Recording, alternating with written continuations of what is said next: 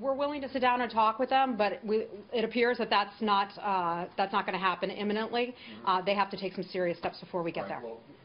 That's the State Department spokesperson, Heather Nauert, who says at the moment, no diplomacy, but that diplomacy is working its way through. North Korea just said today it has put its threat to launch ballistic missiles at U.S. territory of Guam on hold as they wait to see what the U.S. does first. Has North Korea blinked, or should the U.S. still be on high alert for a potential attack? Let's bring in the man who sat across the table from and faced down North Koreans to push abandonment of their nuclear weapons program, former State Department official and Foundation of Defense of Democracy senior fellow Anthony Ruggiero.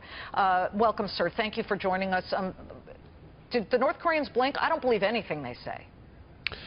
Well, it looks like the North Koreans have taken Secretary Mattis's warning very seriously. Any attempt to attack Guam would be, as he said, game on. And I think the Trump administration is using all elements of U.S. foreign policy, negotiations through the New York Channel with North Korea, threat of sanctions against China and North Korea, and military action if necessary to calm this threat. Well, I'll tell you what, this looks good to me because we haven't seen any kind of movement. And again, we can't be sure what they're going to do. They could be totally lying.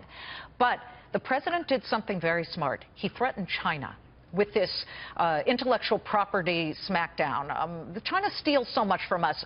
What do you think the Chinese are thinking? And do you think somebody from China called somebody from North Korea and said, back down now? Well, I hope so. I think the Chinese claim that they have no ability to tell North Korea what to do, which of course is not true when you have North Korea with 90% of its trade with China, and you have Chinese companies and entities and banks facilitating sanctions evasion. Okay. What was it like to deal with the North Koreans in 2005 when you pushed them at the table about their nuclear plans?